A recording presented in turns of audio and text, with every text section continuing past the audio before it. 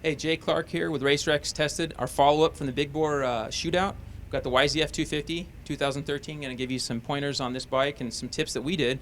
The YZF250 is a great bike, stock. Of course, it's the only one without fuel injection, but that doesn't mean it's a loser. It has just a ton of power. It's very reliable. We've used it the last few years, put Big Bore kits in them, get tons of hours on it, and the valve train, everything lasts a long time. It's one of the really good features of the Yamaha. And still has a good hit because of the carburetor. Of course, you have to mess with jetting, and so that's one of the downsides to the carburetor. Of course, you have to mess with that a little bit more than you would a fuel-injected bike. So we're going to walk around this bike, give you some pointers here. Okay, so we got the FMF 4.1 exhaust with a Thai Megabomb header to add to the power of the bike. Decal Works helped us in the graphics again.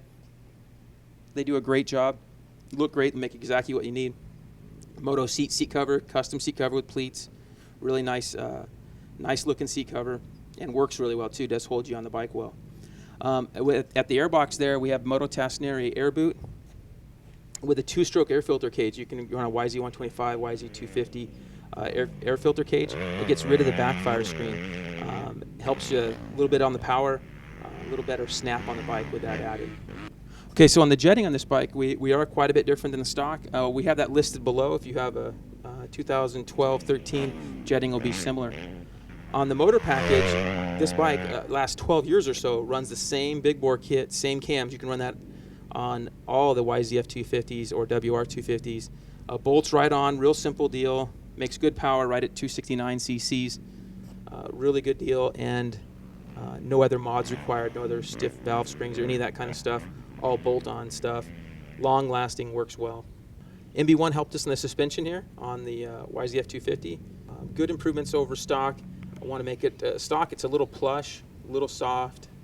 We stiffened it up a little bit for a little bit more aggressive riding. Okay, we got the Tusk oversized front rotor. Really helps in added braking power. We have the stock rims on here. Work very well. That lasts fine. The black, of course, doesn't hold up that well. Of course, our trick is the Sharpie around the rims to keep the rim scrub from looking terrible, but not much else you can do on black rims. Works Connection helped us with radiator braces and all of our little bling pieces, but also our Pro Perch, really nice feature. Of course, I have to add the hot start on this bike to the Pro Perch setup. We have Renthal chain and sprockets. On the gearing, we went down 2 teeth in the rear, 2 teeth smaller than stock because the bike does make a lot of power and you run out a lot quicker. So to make it still rev out and so that you're not hitting 5th gear and where you should be in 3rd gear, went down 2 teeth in the rear. Works really well.